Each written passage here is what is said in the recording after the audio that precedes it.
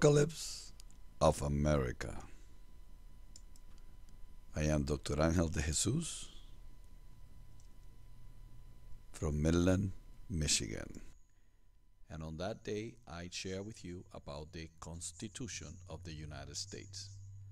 Today, we're going to move even forward in the area of one of the greatest participants on our Constitution and also one of the founder fathers of the nation, George Washington.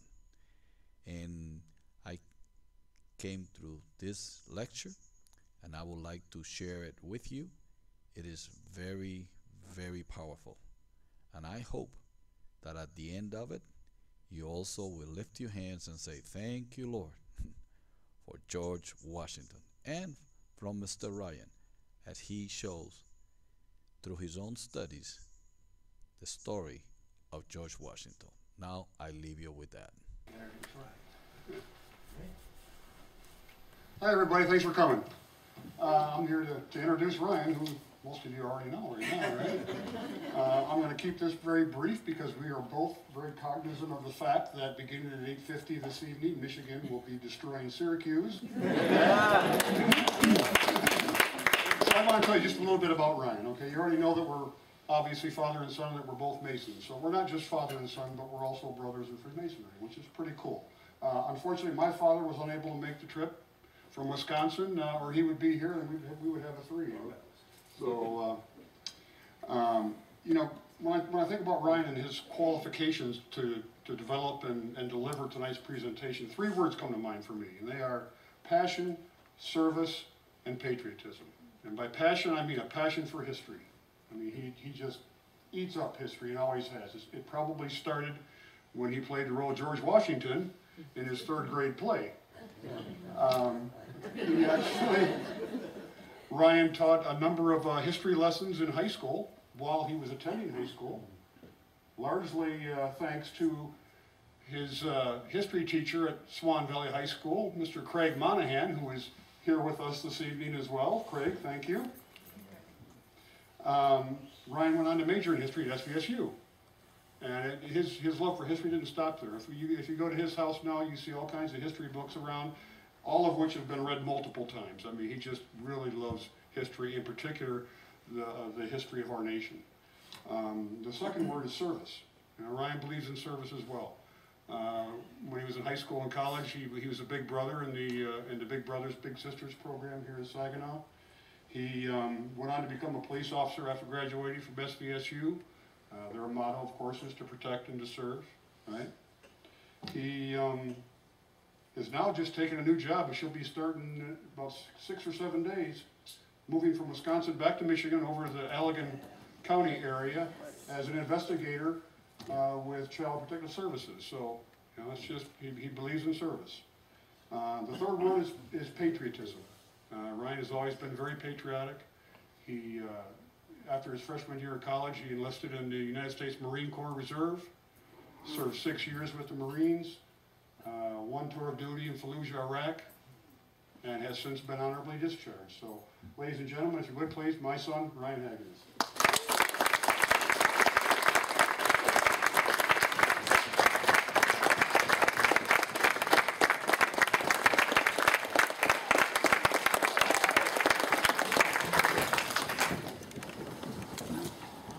It's a good thing you guys aren't Pinocchio, because your noses would be out to here.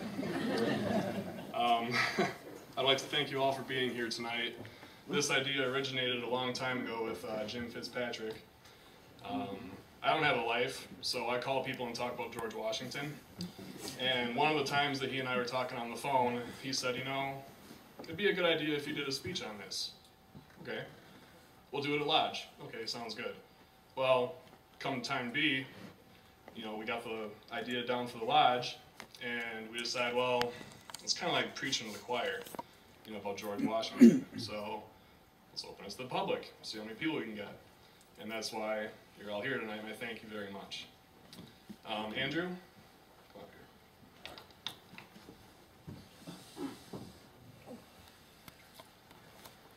All right. This is my very good friend, Sergeant Andrew Love, United States Marine Corps. Go and hold the medal up.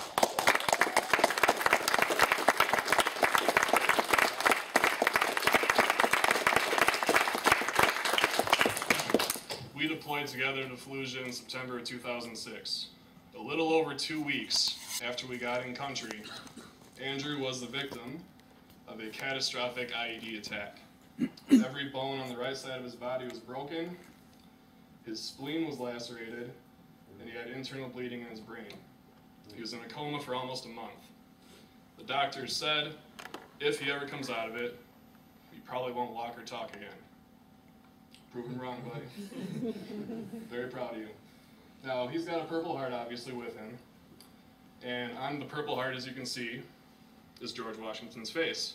So he was asking me about that. Why is that? I said, well, I got this little thing I'm going to be doing in a couple months, so if you want the answer, you have to show up. Sorry to make you wait so long. So the reason that George Washington's face is on that medal is he created it. And as you can see, August 7th, 1782 is when it was created, and the picture on the left is what it looked like originally. It was designed for enlisted men as a sign of merit. Now, in the Revolutionary War, most of the glory for this type of combat operations went to officers. It was the enlisted men, however, who do the vast majority of the grunt work in the fighting. Now, the enlisted men, most of them were pretty poor. Most of them were farmers. So they didn't have a supplemental income like Washington did to help sustain him through the war. And he felt as though his soldiers weren't getting enough credit for the sacrifices they had to go through. So he created this only for the enlisted men. And it wasn't just for combat wounds, that was part of it, but another part of it was years in service, battles fought in, and things of that nature. Now, it was discontinued after the Revolutionary War until just after World War I. And at that point, they changed the design to look like that, and it was then given out to anyone who was wounded in combat. So, where is our other Purple Heart recipient? If you could stand up, sir.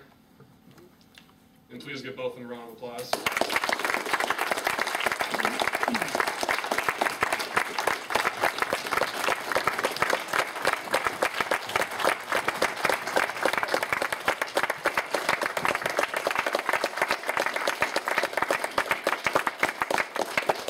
This is kind of neat, I didn't know this. He just showed me the back of it, and it says for military merit, like the original.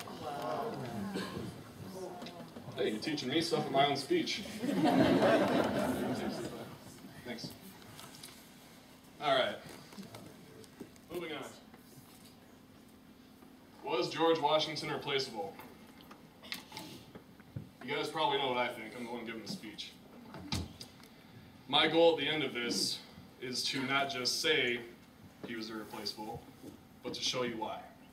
Now, due to time constraints, I'm not going to be able to touch on the Constitutional Convention, the presidency. We'd be here past midnight, and I bleed maize and blue. So, as stated before, I'm going to try to do this in an efficient manner, and we're going to focus more so on his early life, which not many people are familiar with. A lot of people think he was just born wearing a uniform and went and fought in the Revolution, but there was a lot to it and a lot of reasons why he was the way he was. So that's my goal, and hopefully I accomplish it. Washington often said that he was blessed with a good constitution, not the written one, but a physical constitution, but that he was from a, quote, short-lived family. Now, the first bullet, I found this fascinating. Thanks to Mr. Monahan's history class, he taught us about Scandinavian mythology. And in Scandinavian mythology, Odin is like king of the gods. He's kind of like the Scandinavian Zeus. Well, he was a real-life person.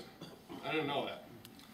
And the real-life Odin is the one who founded the Scandinavian Viking kingdoms. So after he died, they deified him. Well, George Washington, multiple genealogists have discovered, is a direct descendant of Odin.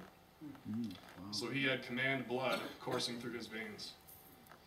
Now, the first ever Washington that history has taken note of was Lawrence. Now stay with me. There's a lot of Lawrences and Augustines.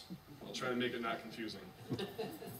Lawrence, the great-great-grandfather, was a church deacon, I believe, back in England. And ironically enough, he was the casualty of a rebellion, except for he remained loyal to the English crown. So Oliver Cromwell's people were persecuting him for being loyal. Go figure. His son, John, the great-grandfather of Washington, is the first Washington to come to America in 1656. He didn't go there permanently, at least he didn't want to. It was going to be a temporary thing until things calmed down back in England. Well, every time he tried to leave Virginia, a storm would come in off the coast and push his ship ashore. Try saying that fast. So, it was almost as though something was preventing him from leaving. Like he needed to stay there. And just think about that for a minute. How different would our history be if he left and George Washington was born in England? So, he had a son, another Lawrence. He was the grandfather of Washington. And he passed away in 1698 at the age of 38. So John was 46, Lawrence was 38. Augustine was George's father, and he married Mary Ball, George's mother. She has a big role in his life, which we'll get to in a little bit. George was born at 10 a.m. on February 11th, 1732. That's the old calendar. We don't use that one anymore. And today we recognize February 22nd as his birthday.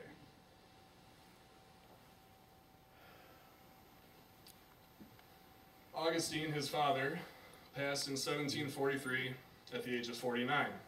Seeing the pattern? They're all pretty young. Another Lawrence, his older half-brother, passed away in 1752 at the age of only 34. Lawrence was almost like George's surrogate father because his real father died when he was only 11. So that's really shook Washington to his core. And George would mimic Lawrence in a lot of different ways. Lawrence married up in the world by marrying a Fairfax, and he also had military rank, which would pass on to George once Lawrence died. All these deaths of the male line in his family at such a young age, that really screwed with his psyche when he was young, because he was looking at it like, shoot, I'm 20.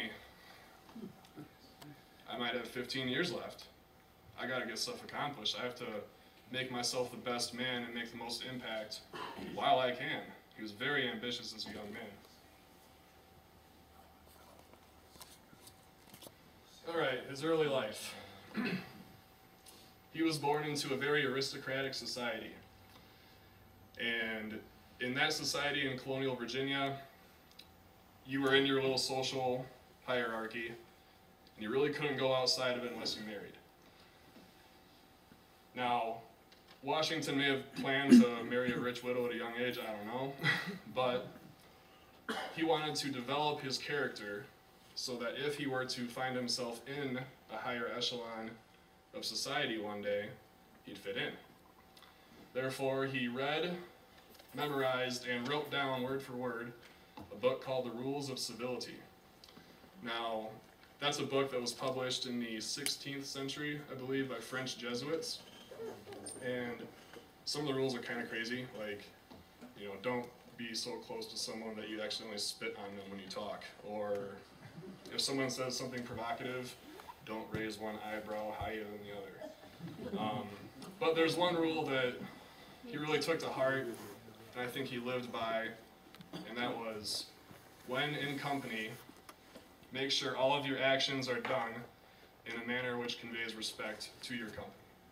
And I think he really personified that. And as stated before, his mother was a big part of his life. She was very overbearing and strict. She would have been a good mother in Sparta. That's the kind of person she was. She taught him a very strict sense of moral right and wrong, but also a very strong work ethic. Rise with the sun, go to bed early, be productive throughout the day. And the Fairfaxes, they were the big, dominant family in Virginian society. It'd be like combining the Kennedys, Clintons, and Bushes into one. I mean, that's how powerful they were. And he had a very good relationship with them because Mount Vernon was only 4 miles away from where they lived. So he was over there all the time when he was a young man.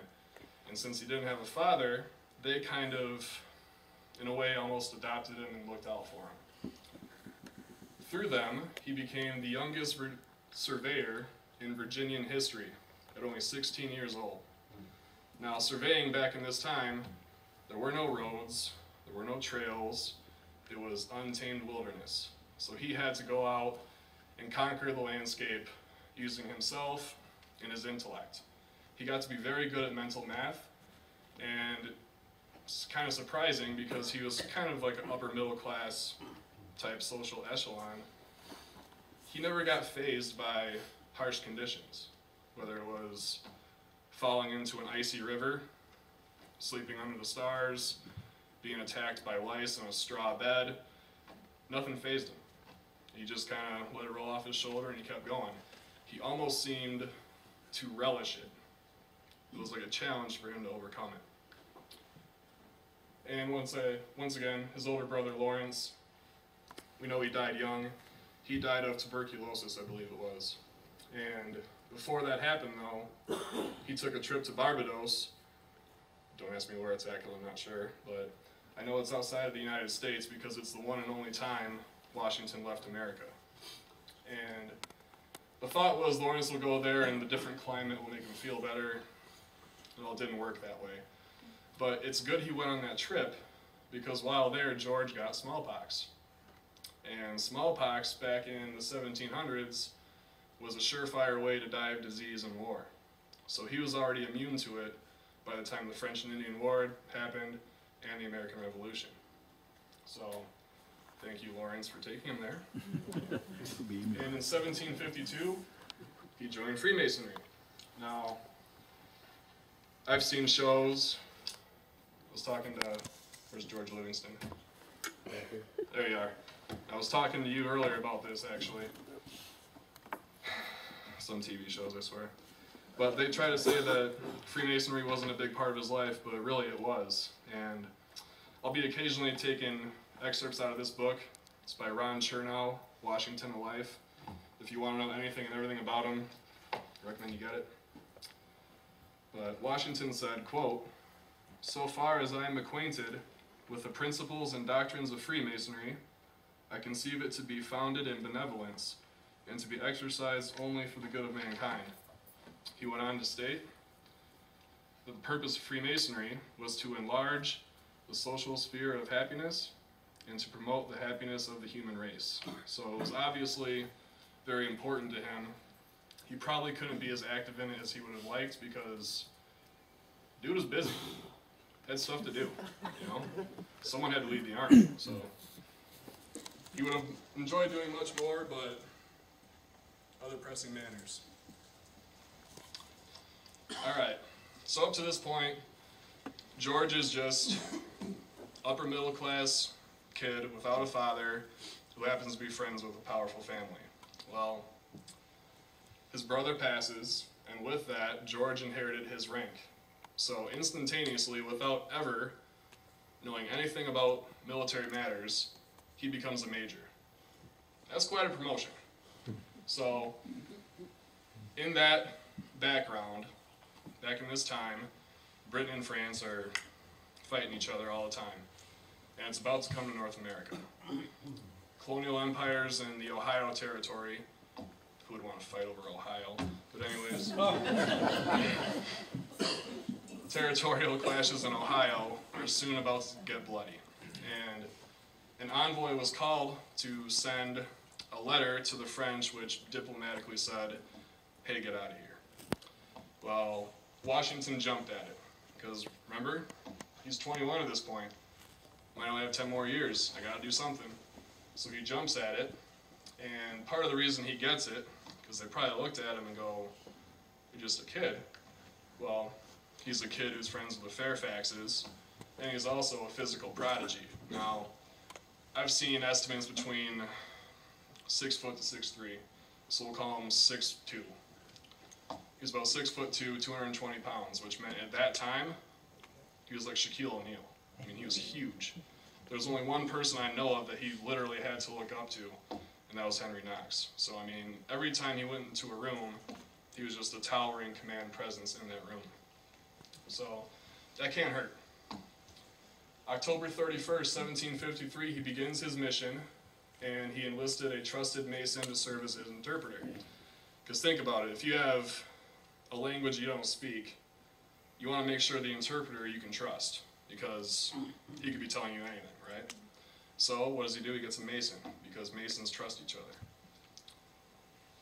So along the way, he meets with Indian tribes and French officers, and he got to practice his diplomatic skills. And all the Indian chiefs that he met with, all the French officers he met with, they all came away very impressed with his decorum and his maturity. So he completes the mission, he delivers the letter to the French, they read it and they politely say, yeah, we're not moving. So on his return trip, he has 2 brushes with death. This is going to be a very common theme in his life. The first one is with an Indian from the group that he was with. They're walking through the wilderness, and this Indian sprints forward for no reason, stops about 15 feet away, turns around, and points a musket at Washington's face. Pulls the trigger, doesn't hit him. Second time was extreme cold. They're trying to go across an icy river, won't be the last time. He's on an ice floe, he's got a really big pole, he's trying to kind of get the bottom of the river and guide himself across. Well, he slips and he falls into the icy water. His friend pulls him up, they can't get across the river, so what do? They sleep on the ice on the river until it freezes over in the morning. So he falls in the river and sleeps on ice. The other guy gets frostbite, not him. I mean, you'd have to think he's invincible at this point, you know, and he's only 21.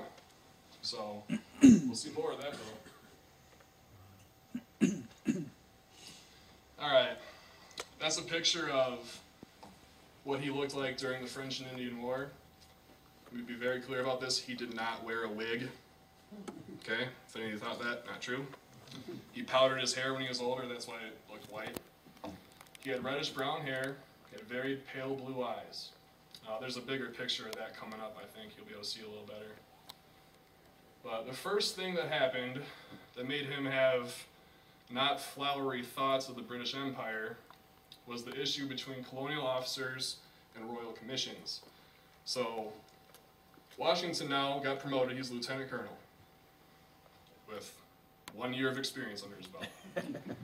A royal officer coming from England who was a captain could order him around. Now for those of you in the military or been in the military, that ain't right. Captains aren't supposed to order lieutenant colonels. So this really bothered him. I mean, he considered very small slights to be an affront upon his honor, and this was the first one that really didn't sit well with him. But he gets orders to move out again. On April 2nd, 1755, he's supposed to go confront the French. Not necessarily engage, but he's been ordered out because they're starting to move in on further British territory. Well, on May 28th, near the Great Meadows of Uniontown, Pennsylvania, Washington has his first battle. More like a skirmish, really. What happened was the Indian guides he had with him had spied French soldiers in the area, and they were kind of sneaking around, being all stealthy.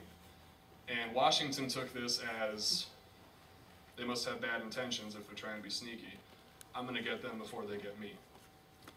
So he orders an attack. He marches at the head of the column, places himself in a hail of bullets, doesn't get hit, and the British surprise the French and they defeat the French. So there's a little bit of an account.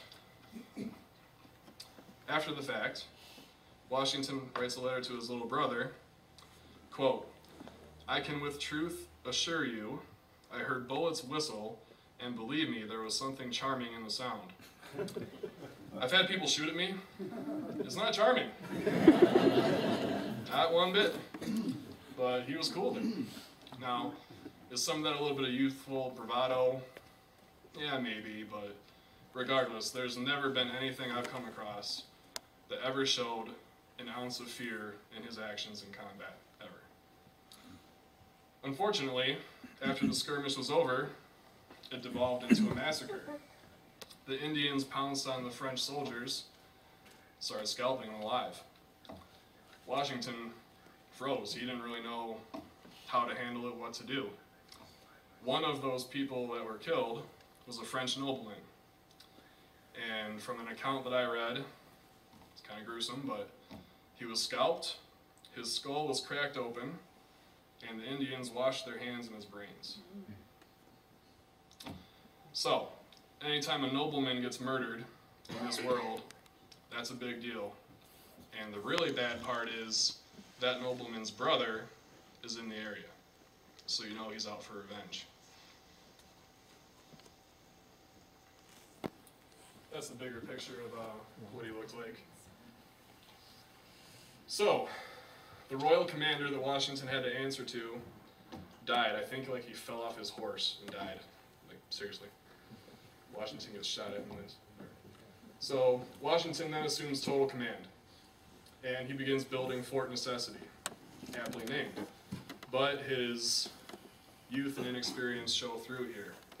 Because as he's constructing the fort, it's slightly downhill, which means if it rains, you're going to get puddles and a trench foot and all kinds of other stuff you don't want. And also, he didn't clear the trees out near the area of Fort Necessity far enough, because back in this time, you cleared out the trees further than musket range. That way, if they wanted to shoot at you, they needed to get out from behind cover. He didn't do this. And unfortunately, it turned into a huge rout. Washington's humiliated that he presided over this. But by all accounts, he maintained his martial discipline. His troops are trying to get drunk off of the reserve barrels of rum and whiskey they have. He's flogging them, telling them to get back out in the battle. People dying all around him. He never got shook. It's something that, it's a gift you must have from God if you can handle that stuff without tucking tail and running. So the terms of surrender, keep in mind, that nobleman's brother is writing it. So, he's obviously upset with Washington, and he thinks Washington is an assassin. So, the terms of surrender are written in French. Washington can't read one word of French. He just signs the surrender. By signing it, he admits to being an assassin. Till the day he died, he claimed with all of his heart that he did not know it said assassin, and he would not have signed it had he done so. So, he's branded an assassin in the French newspapers. Comes back home, public still loves him. Why? Because he's brave. Because he stood up for the empire, and while he made some youthful mistakes, can you really expect a lot more out of him? I mean, you're in charge of all these troops, and you really don't know a whole lot about it. So, because of his bravery, he was still well regarded. And he did get a small demotion after this, and he considered that to be another affront upon his honor, so he had a brief military retirement. But something is going to draw him back in. General Braddock, considered to be one of, if not the best, British general of the day. He comes to America in order to be reinforcements for the British in the soon-to-be huge war with the French. Now that skirmish that Washington led on the French, that was the first shots fired in what would turn into a world war. So you can argue Washington started a world war. So Braddock gets there, and he hears about this Washington guy. You know, really strong, tall, very mature, inexperienced and commanding, but he knows the wilderness well, somebody you can use. So Braddock recruits him, and Washington is he's ready to go. He offers to serve without pay. The first of many times he will do that. He wanted people to believe that his intentions and his motives were pure. He wasn't a mercenary. he wanted to serve a cause based off of the justness of that cause. Now, Washington and another one of our honored brothers, Benjamin Franklin, were advising Braddock that, you know, America's a whole different beast than Europe. You don't have open fields. You have all these forests. You can't line up in nice, pretty little red coat rows like you want to. You're going to have to adapt. And Braddock says, I know how to fight, let me handle it. So he's going to wish he would have taken their advice. On the way to confront the French, Washington suffers a severe bout of dysentery. Dysentery is not cool. It's basically you defecate yourself to death.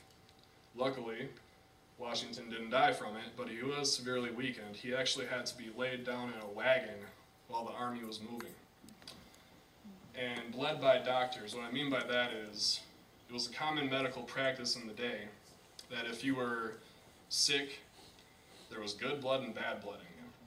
So they would cut your arm, and the bad blood would go out, but the good blood would stay in.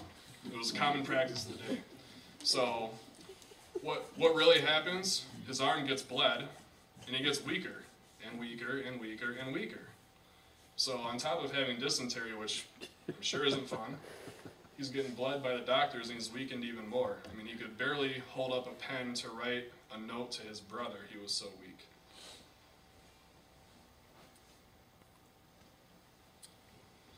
With all that knowledge about how he was, his physical state at the time, the Monongahela River was forded on July 9, 1755, near present-day Braddock, Pennsylvania.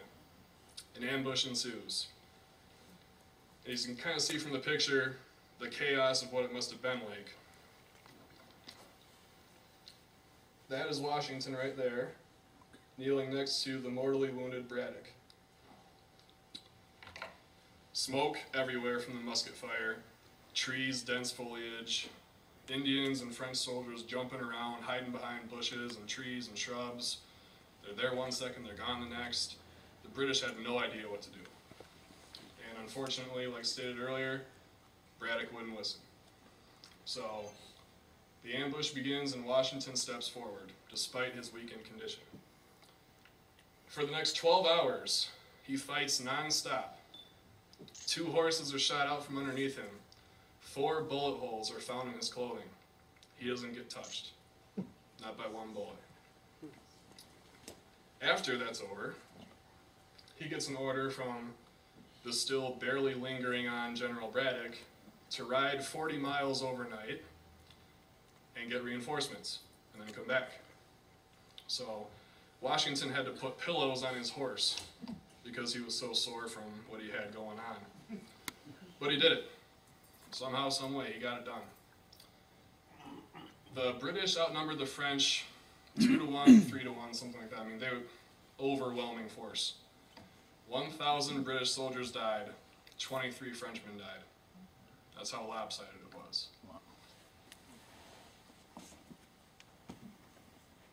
Love this quote. That was 1755, I think it was, when that battle took place.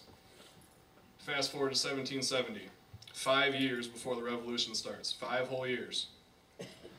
And an Indian chief who saw Washington on the field that day and remembered him when he saw him in 1770 said, "Our rifles were leveled, rifles which but for him knew not how to miss.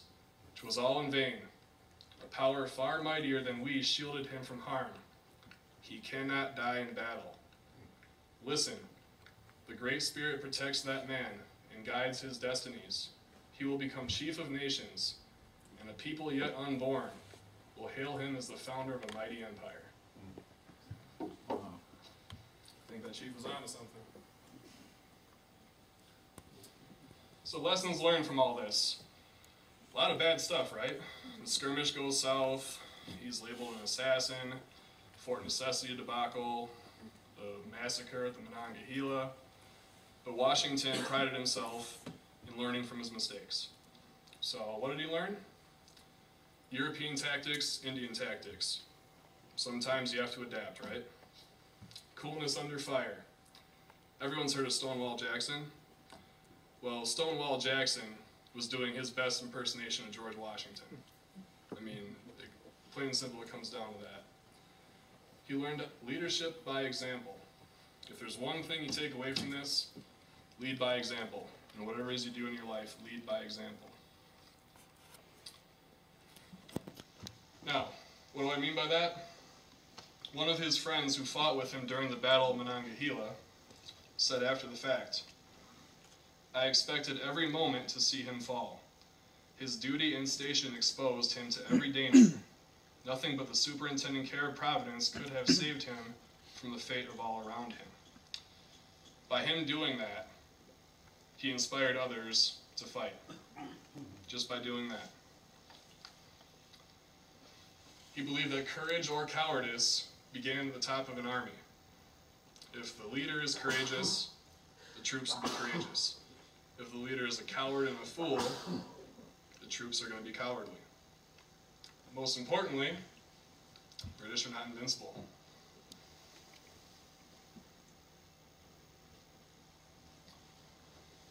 Between the French and Indian War and the Revolution, there were about 20 years of peace. So that's kind of like the gentleman farmer time of his life. He wed Martha on January 6th, 1759 at her residence. Kind of a weird twist of fate. Her residence was referred to as the White House. Now, I think that a lot of historians overlook Martha, which is a shame because, you know, they kind of look at her and say, oh, she's just the rich widow that he married, and he only wanted to marry her because she was rich. There's more to it than that. I'm not saying that didn't play a part, but there was more to it than that. She was the perfect companion for him. If she had been a selfish woman, she wouldn't have been cool with George Washington going to 2 Continental Congresses, an 8-year war, Constitutional Convention, and 8 years as president. She supported him in everything he did, and that really gave him an inner peace about what he was doing. Would he still have done those things over her objections? Maybe. Probably not president, but maybe. But nonetheless, I think it's important to note the calming influence in his life that she was. By marrying her, it's a good thing he read the Rules of Civility, because now he's in the stratosphere of the upper echelon of Virginian society. On March 14th, 1761, his sister-in-law, Anne Fairfax, passed away, and Mount Vernon became his officially. Now, it's a weird thing with Washington that he had so many loved ones die in his life, but every time one did, he benefited from it through inheritance or the military rank that he got from his brother. So while he's grieving, each time that happened, it helped propel him up to the positions that he would be in eventually. And his political career began by being elected to the Virginia House of Burgesses, which is like the colonial Virginia equivalent of the Virginia House of Representatives. And upon being elected there, he shows up for his first day, and you know how people talked back then, the flowing language and over-the-top praise, the way they said things. Washington, while he was a commanding physical presence, was horrible at speaking, and he never conquered his fear of public speaking. He didn't have a very strong voice that could project. So he stands up, and he's looking at his feet, he's stammering, he's stuttering, they can't hear what he's saying. And finally, the Speaker of the Virginia House said, "Sit down, Mr. Washington. Your modesty is equal to your valor, and that surpasses the power of any language that I possess." And it says underneath that, the man who could face bullets couldn't face receiving praise from his peers.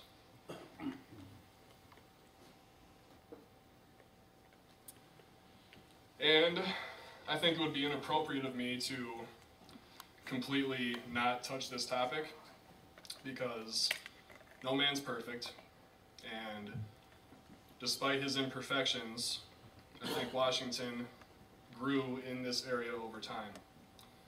When you evaluate historical figures, you have to apply them to the culture and the times they lived in, and also among their peers, how they matched up. And among Washington's peers as a slaveholder, I'm proud to say he was one of the kinder slave owners, not to say that it was still okay, because it isn't. But he was one of Virginia's largest slaveholders after he married Martha.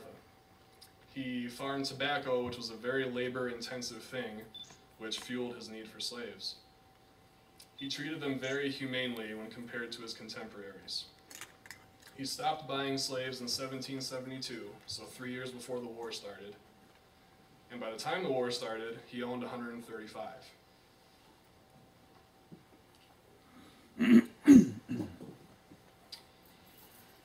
He refused to beat or whip them, like many of the slave masters of the day. Later on in his life, his presidential secretary, Tobias Lear, said, "The Negroes are treated as blacks in general are in this country. They are clothed and fed as well as any laboring people whatsoever, and they are not subject to the lash of a domineering overseer.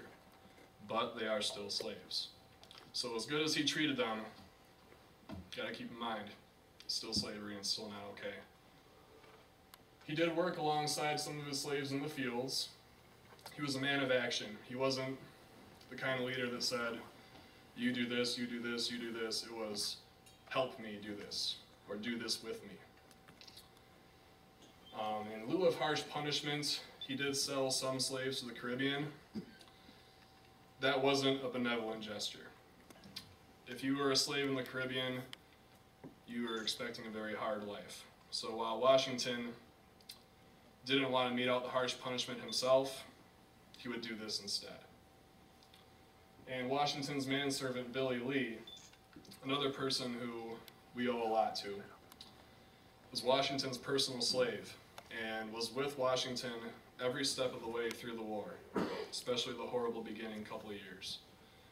Oftentimes, Billy Lee would try to shield Washington from danger with bullets coming near him. Washington never told him to or asked him to, but Billy Lee did, because I truly believe they loved one another as best friends. Now, would he have admitted that out loud?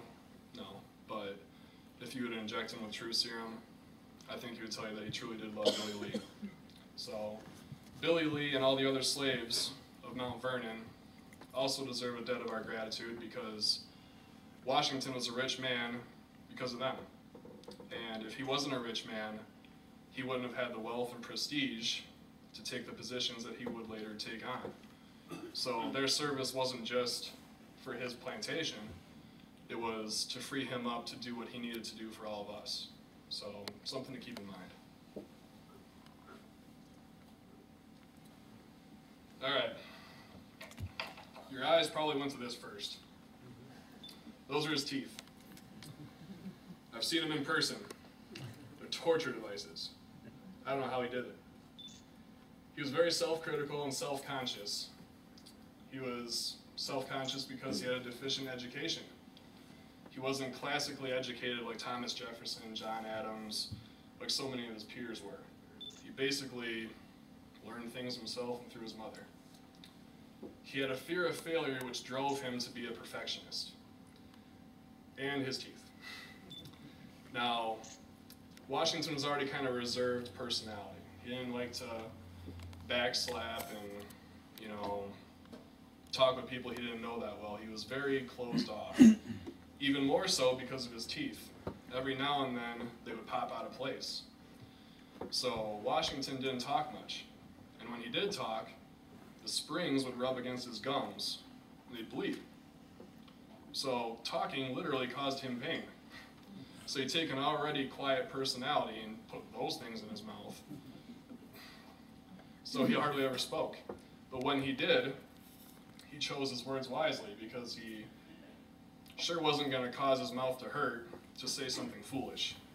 So anytime he spoke, it didn't matter if the entire room was talking. If he opened his mouth to talk, everyone shut up like that, because it was going to be worthwhile hearing. He was also a skilled dancer. He wasn't doing the Harlem Shake, nothing like that. But back in this time, dancing was one of the ways you showed off athleticism.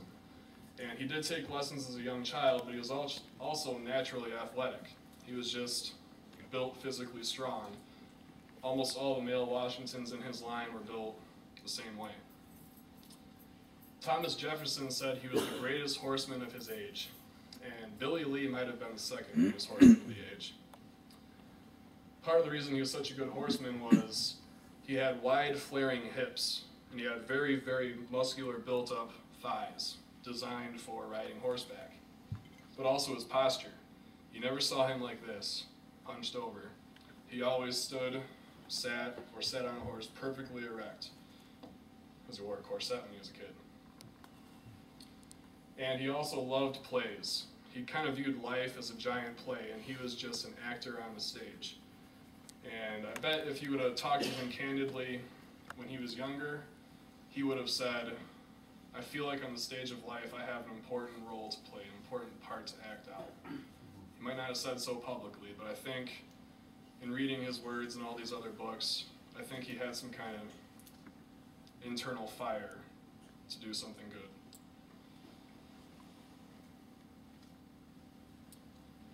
And that's a picture of the main mansion house of Mount Vernon. If you haven't been there, I highly recommend it. It felt like a pilgrimage to me, but Washington lived by one of Ben Franklin's many mottos. This one being, let all men know thee, but no man know thee thoroughly. So be reserved in what you reveal about yourself, especially in politics. Can you imagine if the politicians actually did that today? Keep your thoughts to yourself and be respectful, that kind of thing. Washington's cordiality. As I said earlier, he wasn't one to backslap people. He wasn't one to open himself up to people he doesn't know that well or doesn't trust. And his advice that he gave to his nephew was, be courteous to all but intimate with few. And let those few be well tried before you give them your confidence. True friendship is a plant of slow growth.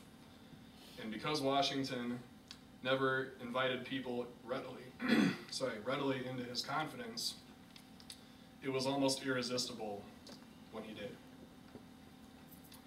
He was a physical prodigy. I think I put that on there before those exact words. Sorry. He loved to exercise and he loved to fox hunt. And there's a nice little account in here about somebody who wanted to poach on his lands when he was out fox hunting one day. Washington encounters the poacher, who was furtively slipping away in a canoe. The poacher raised his gun and pointed at George Washington, expecting to scare him. But Washington dashed up to the culprit, seized his canoe, dragged it ashore, disarmed the man, and gave him a, quote, severe flogging, end quote, which effectually cured the thief. So evidently he didn't realize that guns didn't scare George Washington. And also, he's a very charitable man. I can't tell you, there's probably an entire chapter in this book about his charitable contributions, whether it be to actual charitable organizations or just to family and friends. Washington had a friend whose son wanted to go to Princeton, but the father couldn't afford to send him to school. So Washington sent the money so that he could go to school. Well, the father wrote back saying, George, thank you, but I can't possibly accept this. Washington responded in a letter by saying, quote, no other return is expected or wished for than that you will accept it with the same freedom and goodwill with which it is made, and that you may not even consider it in the light of an obligation or mention it as such. For be assured that from me it will never be known. Now, reading that language, probably other Freemasons in the room agree with me, I would bet he gave that money to a brother Mason to put his kid through school. That's what I would imagine.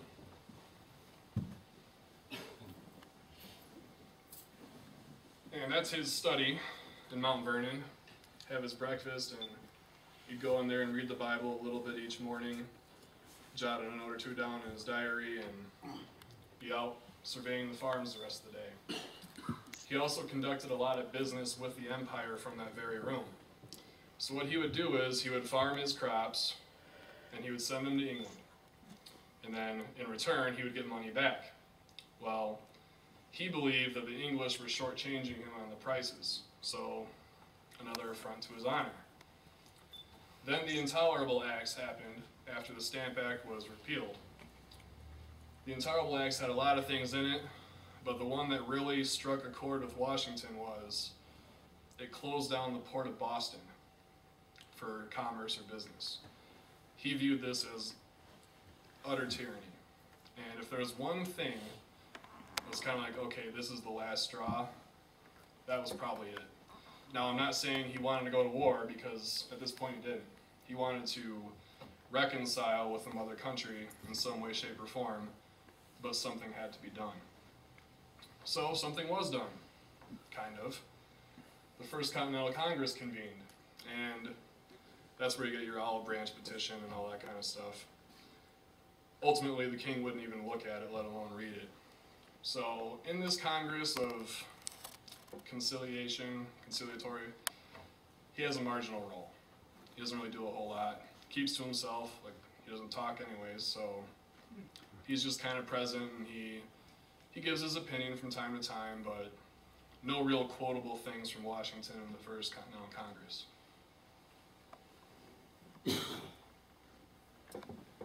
Then Lexington and Concord happened. April 19th, 1775.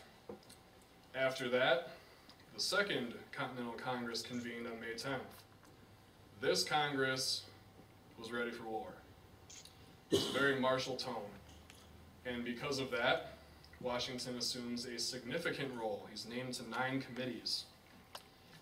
I think there's a great quote from Dr. Benjamin Rush, a fellow congressman. He said, quote, "He has so much martial dignity in his deportment that you would distinguish him to be a general and a soldier from among 10,000 people. There is not a king in Europe that would not look like a valet de chambre by his side." Washington showed up every single day to the proceedings wearing his uniform.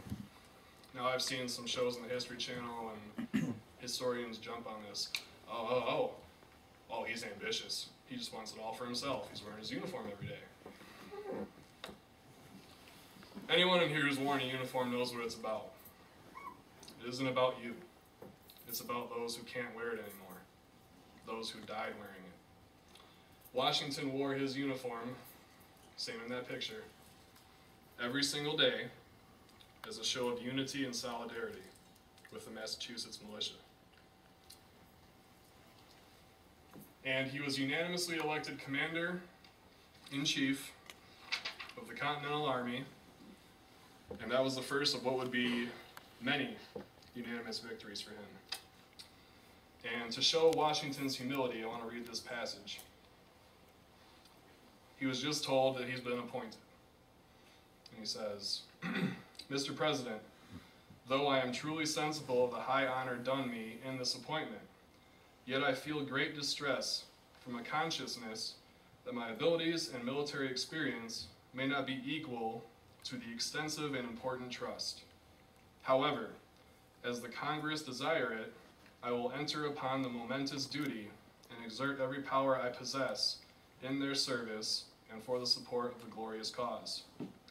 But, lest some unlucky event should happen, unfavorable to my reputation, I beg it may be remembered by every gentleman in the room that I this day declare, with the utmost sincerity, I do not think myself equal to the command that I am honored with.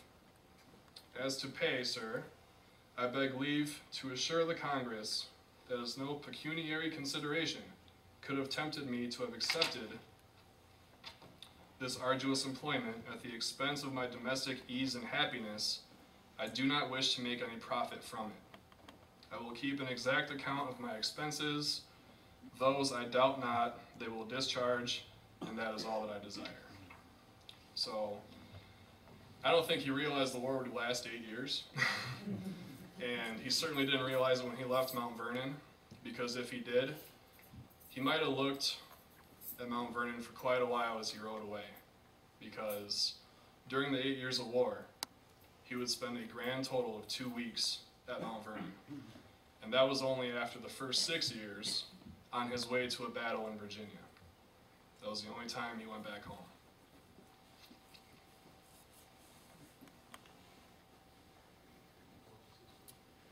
The glorious cause.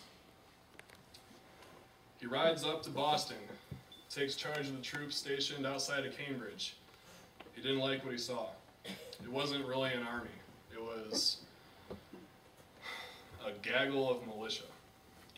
No uniforms, barely any clothing.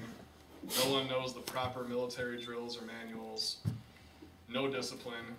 Troops would go to the bathroom wherever they pleased as opposed to in certain areas. Therefore, there was disease rampant throughout the camps. He had to teach his commanders how to properly count the troops. I mean, come on. And while he was dealing with all that, he had an uncomfortable stalemate because, like when he was... Hello, it's me again, and I'm so sorry that I'm running out of the video. And as soon as I can come up with the full link of this presentation, I will put it on the website so you can finish the last few words of it. And again, this has to do with our founder father, George Washington. It was not easy for him what he accomplished, and if we look back with honor and thanks for the nations that his desire pushed forward, we together can understand that we must get back to our basics, to our history, and to our Constitution, which it was the desire and the gift of our founder fathers. So I am Dr. Angel de Jesus, and again, from apocalypseofamerica.com. Give me a report, give me notes, let me know what you thought about the program. Until the next time, be you blessed. Bye now.